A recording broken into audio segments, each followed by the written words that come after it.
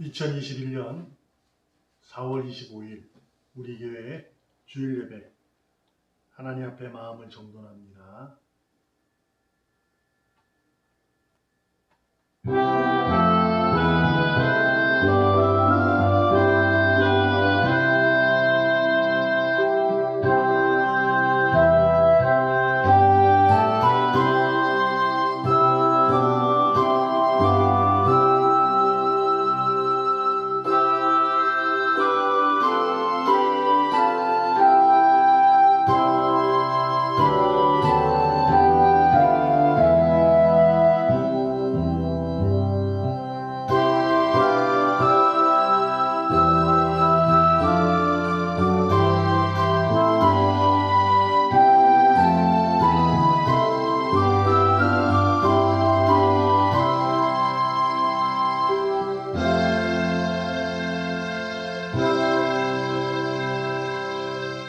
어떠할지라도 우리를 사랑의 손길로 붙잡고 계시는 주님을 찬양하고 주님의 능력에 의해 기쁨과 감사로 예배하며 하나님께 영광을 올립니다.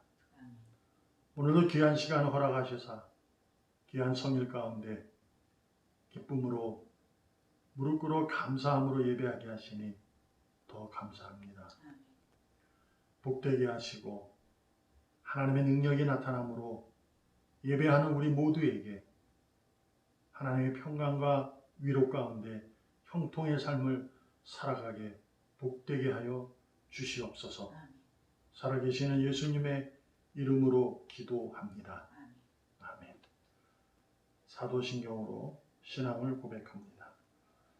전능하사 천지를 만드신 하나님 아버지를 내가 믿사오며 그 외아들 우리 주 예수 그리스도를 믿사오니 이는 성령으로 잉태하사 동정녀 마리아에게 나시고 본디오 빌라도에게 고난을 받으사 십자가에 못 박혀 죽으시고 장사한 지 사흘 만에 죽은 자 가운데서 다시 살아나시며 하늘에 오르사 전능하신 하나님 우편에 앉아 계시다가 저리로서 산 자와 죽은 자를 심판하러 오시리라. 성령을 믿사오며 거룩한 공회와 성도가 서로 교통하는 것과 죄를 사하여 주시는 것과 몸이 다시 사는 것과 영원히 사는 것을 믿사옵나이다. 아멘. 찬송가 357장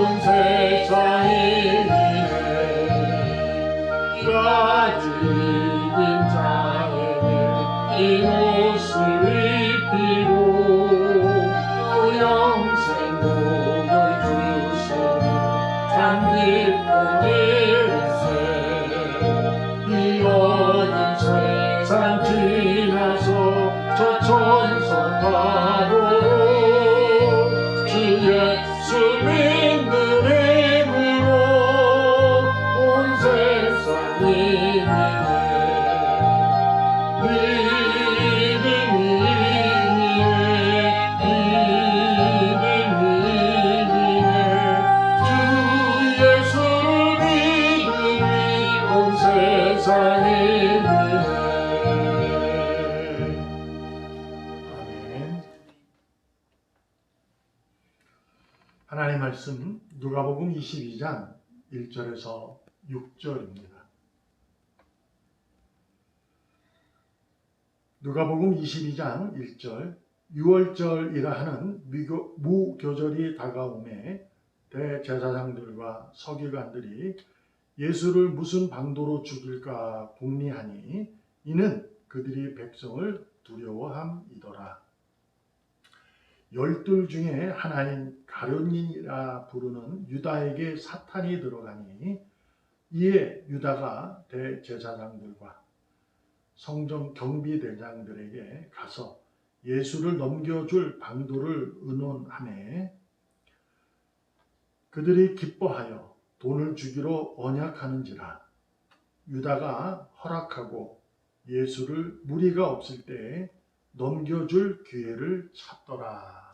아멘. 고난을 기뻐하는 삶입니다. 우리가 지금 찬양한 것처럼 온 세상을 이길 수 있는 유일한 방법은 하나님이 우리에게 주신 믿음으로 말미암을 줄 믿습니다. 그러면 그 믿음이 도대체 뭐냐라는 거죠. 간단히 쉽게 생각하면 하나님의 보내신 나를 위해서 죽으시고 나를 살리신 그 아들 예수 그리스도를 믿는 것입니다. 그 그리스도를 믿음으로 세상을 이긴다. 그러한 의미가 되는 겁니다.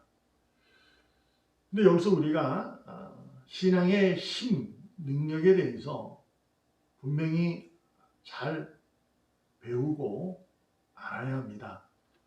그래야 신앙의 바른 길을 걸어갈 수 있고 바른 길을 걷는 우리로 인해서 하나님의 영광이 드러납니다. 어떤 것일까요? 내가 바른 하나님이 정하신 길을 믿음으로 걸을 때 많은 이들이 여러분과 제가 걷는 그 바른 길을 보고 그들도 돌이켜 바른 길로 돌아설 수 있기 때문입니다. 그런데 여기서 우리가 믿음에 대한 그리스도에 대한 믿음의 오해를 착각을 하는 경우가 많기 때문에 우리가 배워야 한다는 겁니다. 곧 믿음은 예수 그리스도를 믿는 믿음일 뿐입니다. 그 믿음이 수단이 되어서 내 삶에 이익을 갖다 주는 것이 아니다 그 말입니다. 아니 근데 목사님 복이잖아요. 그럼 삶에 복이 맞지 않아요? 라고 우리는 스스로 질문할 수 있죠. 맞습니다. 하나님은 복이시니 복된 자에게 복을 허락하신 거예요.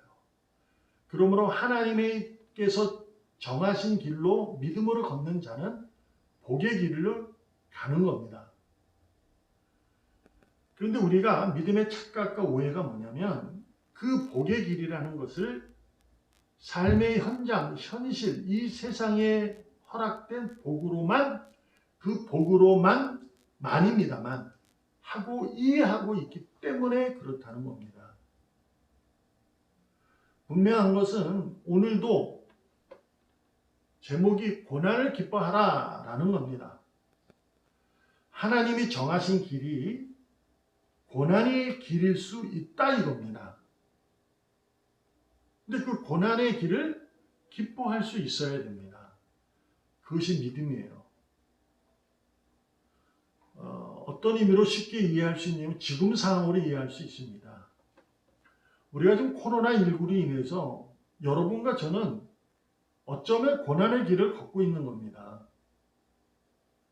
당연시 여겼던 그 당연함이 도대체가 이루어지지 않는 것이 고난 아니겠어요?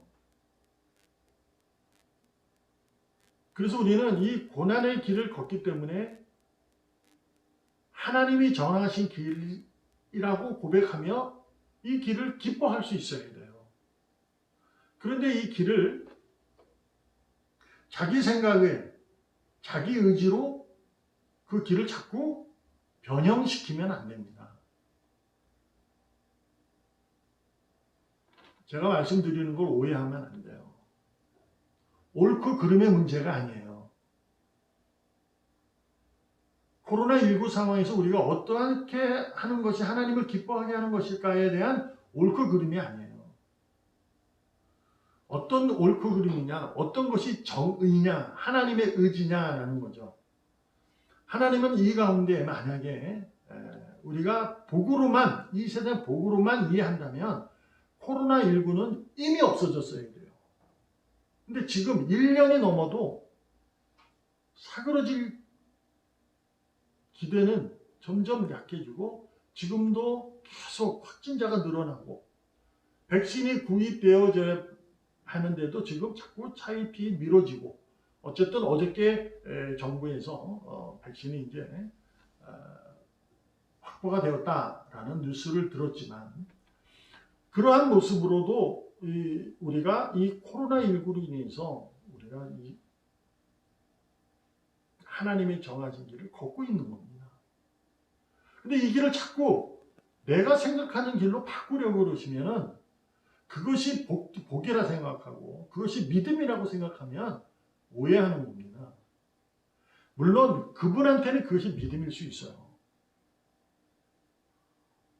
그러나 우리가 가만히 생각해 보세요. 말씀드렸다시피 복음을 듣지 않았는데 복음을 알 수 없는데 어떻게 그 길을 갑니까? 라고 하는 것 성경에 기록되어 있어요. 아, 그러니 우리가 이래도 이렇게 걸으면 아, 맞구나 하고 믿지 않는 사람이 바른 길로 올 수 있는 확률이 생겨야 되잖아요. 근데 어떻습니까 지금? 더 세상으로부터 기독교가 욕을 먹고 조롱받고 있는 거예요. 그러면 이것이 과연 하나님께서 정하신 길일까? 라는 데에서는 우리 스스로가 많은 고민을 해야 되고 성경을 읽고 또 읽고 해야 합니다. 그리고 철저히 믿음을 잃어버려서는 안 돼요. 하나님께서 그 아들 독생자를 십자가에 매달려 죽게 하시고 무덤으로 던져내시고 끌어올리신 그것을요. 고난을 우리가 이해하지 않으면 신앙생활 못합니다. 물론 고난에서 무덤에 일어나 부활돼서 이제 세상을 이긴 사람들이에요. 근데 그것이 뭐냐? 우리는 생명의 부활로 심판받았다라는 겁니다. 결국 우리는 여러분과 저는 죽어요. 하나님 앞에 쓸 겁니다. 그러면 무사람들이랑 우리랑 다른 것이 뭐냐? 그 복이 영생이라는 거죠. 그것이 우리에게 지금 주어져 있는 거예요. 그래서 뭐라나? 소망이라는 거죠. 그래서 인내가 필요한 것이고 충성이 되는 거예요. 끝까지 버티고 버티는 삶이에요. 뭘로? 믿음으로. 뭐 때문에? 소망 때문에. 세상에서 주는 소망은 희망의 고문일 수 있어요. 안 되고 안 되고 안 되고. 우리도 그렇잖아요. 솔직히. 코로나가 사라져야 되는데도 불구하고 계속 안 되고 있잖아요. 근데도 우리가 코로나19가 사라지는 것이 복이다.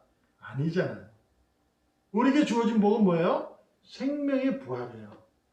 그 복을 가진 자로서 우리가 상황이 어떨지라도 내 의지를 버리셔야 돼요.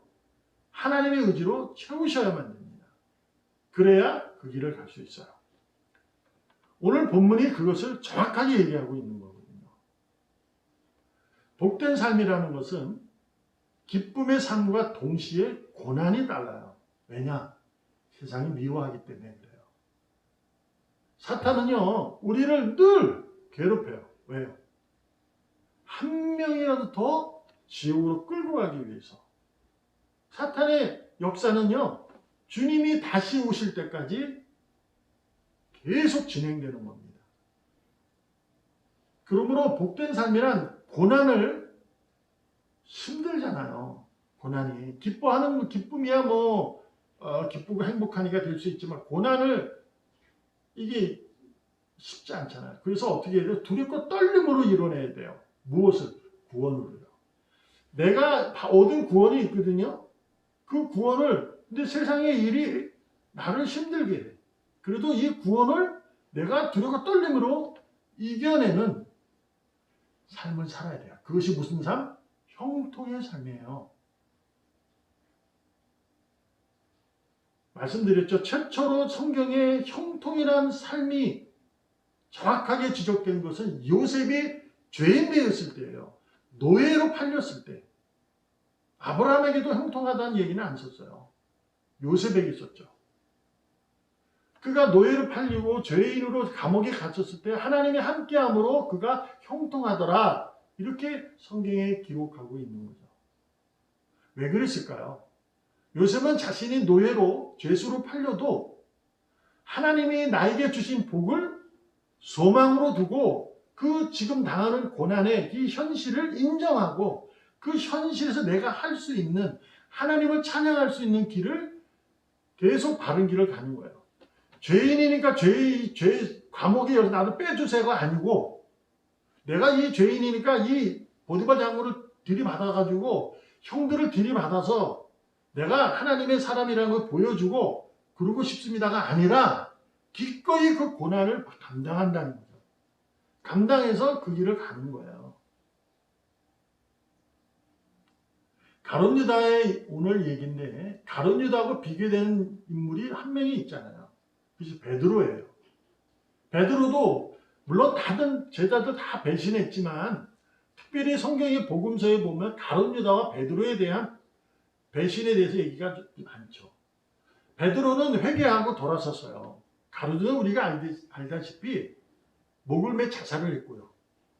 그래서 베드로는 자신이 예수님을 배반한 것에 대한 심각한 아픔이 있었어요. 그래서 돌아서게 되자 그는 기꺼이 이렇게 말합니다. 베드로전서 4장 16절에 보면 만일 그리스도인으로 고난을 받으면 부끄러워하지 말고 도리어 그 이름으로 하나님께 영광을 돌려라. 자신의 경험에서 나온 거예요. 그는 예수님이 고난받으니까 도망가 버렸잖아요. 도망간 뿐이 아니라 그는 예수님을 부정하고 아주 모른다 그러고 아주 처참하게 예수님 배신해요. 그 일을 했어요. 얼마나 예수님의 말씀이 생각날 때 그 통분해서 울었다는 얘기가 있잖아요. 그는 깨달은 거죠. 너무 부끄러운 거예요. 그런데 주님이 부활하시고 찾아와서 너는 이제 사람을 낳는 어부가 되라 하니 주님을 더 사랑하게 된 거죠. 그래서 이렇게 기록한 거예요. 그 이유는 뭐냐? 베드로전서 5장 10절에 보면 모든 은혜의 하나님 곧 그리스도 안에서 너희를 부르사 자기의 영원한 영광에 들어가게 하신 이가 그분께서 잠깐 고난을 당한 너희를 친히 온전하게 하시고 굳건하게 하시며 강하게 하시며 털을 견고하게 하시리라.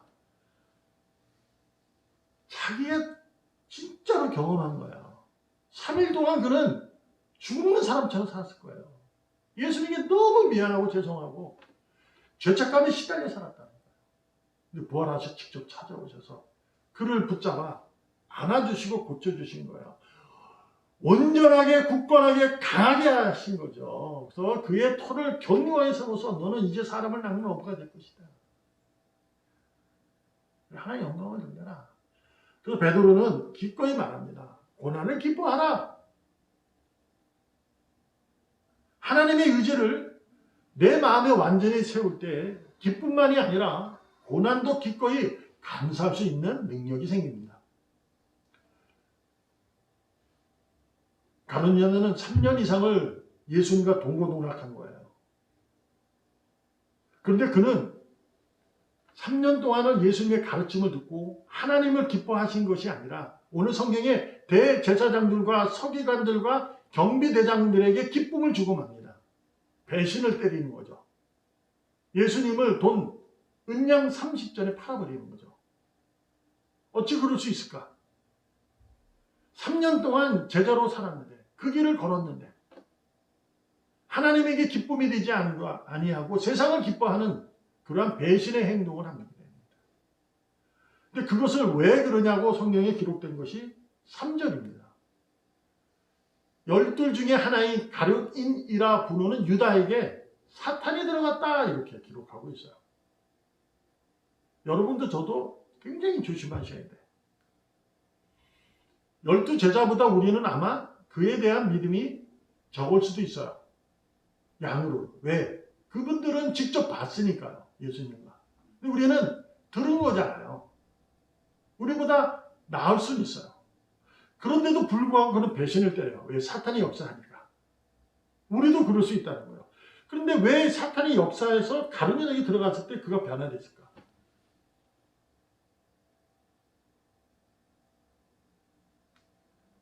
자신의 뜻이 하나님의 뜻보다 더 큰 거예요. 자신의 생각이 더 큰 거야. 그래서 이렇게 생각하는 거예요. 내가 혹시 이렇게 하면 예수님께서 그 자리에 가서 지금 왕의 자리로 분명히 오를 거야. 다 때려부실 거야. 이렇게 생각하고 파는 거예요. 그런 그 생각이 그럴 수밖에 없잖아요. 생각해봐요. 3년 이상을 예수님하고 동고동락하고 그분에게 끝까지 가르침을 들었고 기적을 받고 했던 사람인데 왜 팔았을까? 순수한 돈 때문이다. 그거 아닐 거예요. 그가 예수님을 따랐던 이유는 예수님께서 하늘의 약속에 의해 메시아가 와서 왕의 자리에 서면 이 나라가 회복된다는 것을 그는 믿었던 사람들이에요. 유대교 신앙인이었으니까. 그러니까 예수님의 왕의 자리에 오른다는 것은 그 제자들 모두가 생각했고 유대인들 모두가 생각했던 거예요. 근데 자꾸 고난의 메시지를 던지는 거예요. 그러면 짜증나죠. 안 되겠어. 내가 은 30냥에 팔아버리면 예수님이 억울해서라도 부셔버릴 거야. 라는 생각에 행위한다. 그거예요. 그래서 배신을 때린 거예요. 그러니까 그게 뭐냐. 사탄의 역사가 들어가면요. 나쁜 의도가 아니에요. 그러니까 완전히 예수님을 30냥에 팔아버려야 해서 내가 돈 차지해야 돼. 이렇게 생각하는 사람이 아니라니까요. 하나님의 의지가 있는 것을 자기가 바꾸는 거예요. 근데 솔직히 우리가 하나님의 의지를 잘 모르잖아요. 하나님이 정하신 길을 여러분과 제가 정확히 알아요? 모른다니까. 믿음으로밖에 알 수가 없어요.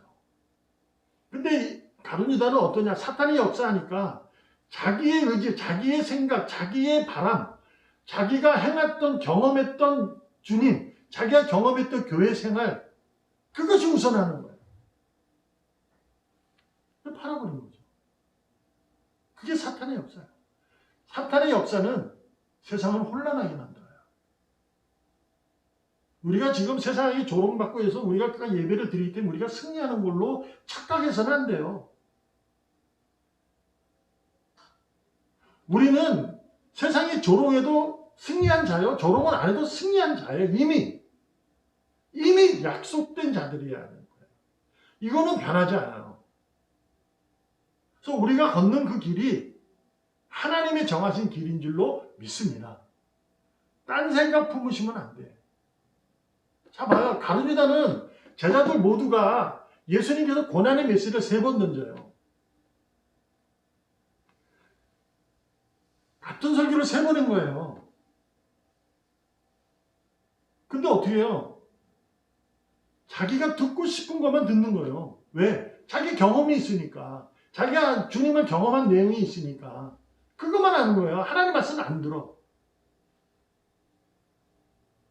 그래도 들어야 되는데 들었는데 믿지 않는 거죠. 고난의 메시지를 들었지만 믿지 않는 거예요. 왜 그랬을까?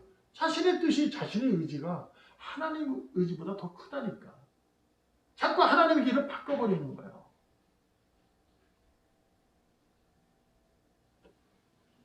고난을 기뻐하는 삶. 복된 삶이란 기쁨과 고난도 기꺼이 그래서 감당하는 것이고 그럼에도 불구하고 감당하는 겁니다. 언제까지? 그날까지. 주님이 다시 오신 그날까지 고난을 기꺼이 기뻐하며 감사함으로 감당해야 하는 겁니다. 그것이 구원을 끝까지 두렵고 떨림으로 이루어내는 바울의 권면이고 예수님께서 분명히 누가 살아남습니까?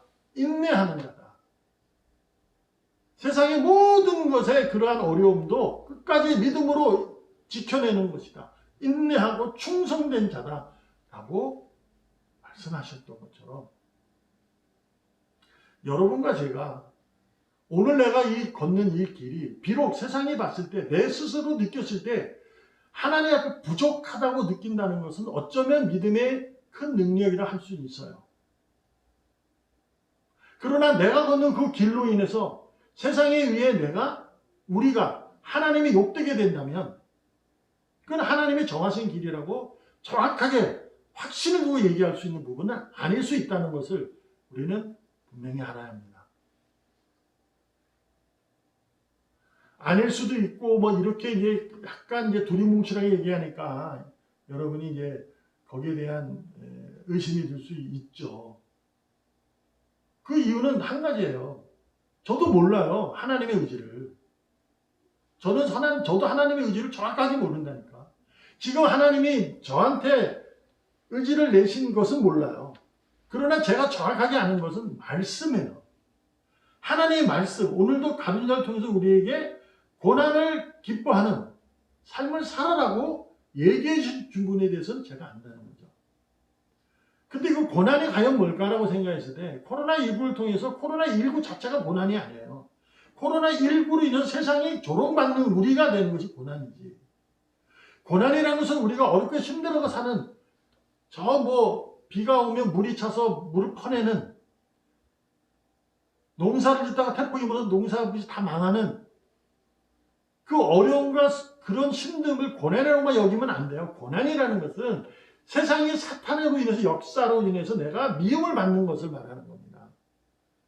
성경이 그렇게 예수님은 3년 동안 내내 고난을 받으셨다니까. 그렇지 않아요? 근데 그 고난이 뭐예요? 계속 미움을 받는 거죠. 죽이지도 못하면서 오늘도 얘기하잖아요. 죽일 방도를 찾지 못했다. 백성들이 두려워서. 그 고난이라는 것은 세상으로부터 받는 조롱이에요. 네가 기독교인이야? 근데 그렇게 살아? 그러면 안 되지 않아?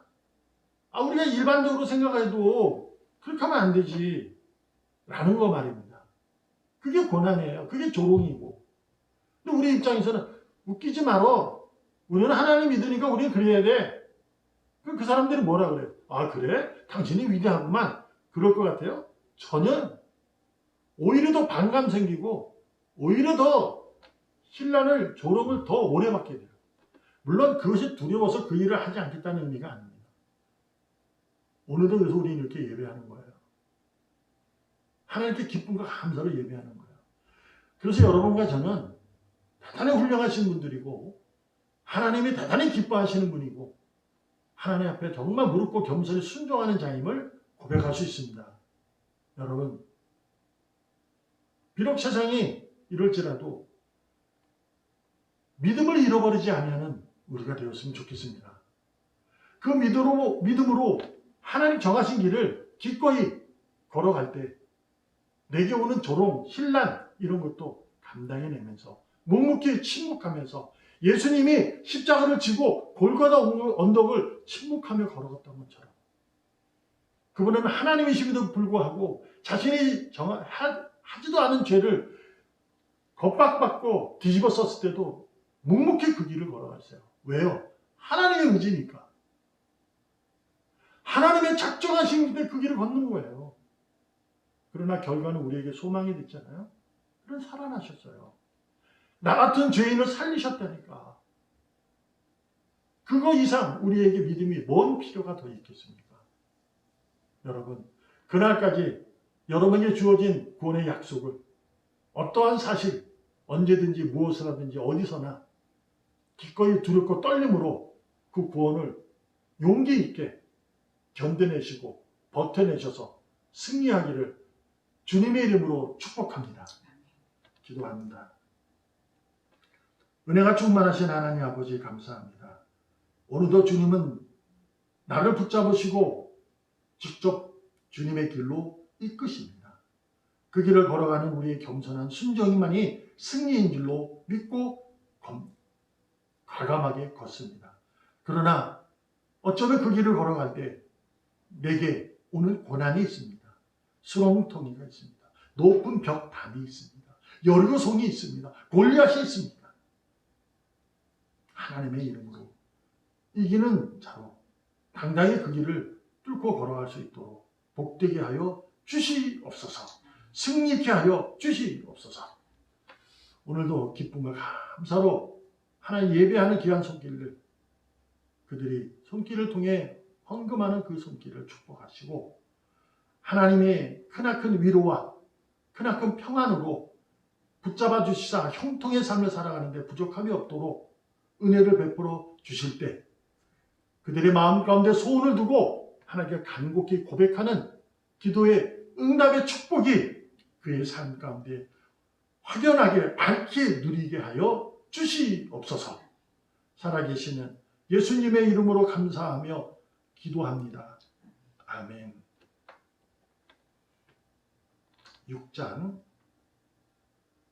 찬송하고 축도함으로 예배 마칩니다.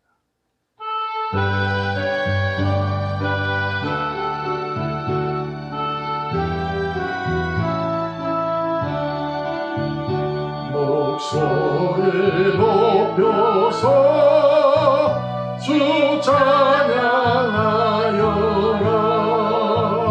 영광과 권세와 존귀와 위엄을 온누리 다스리시는 나와의 왕께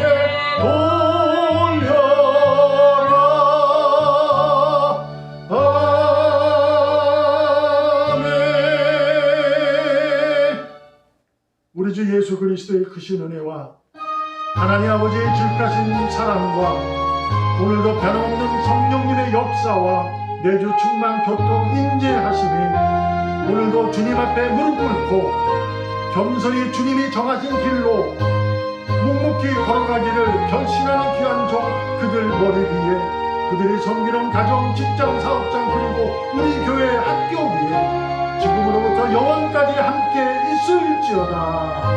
아멘.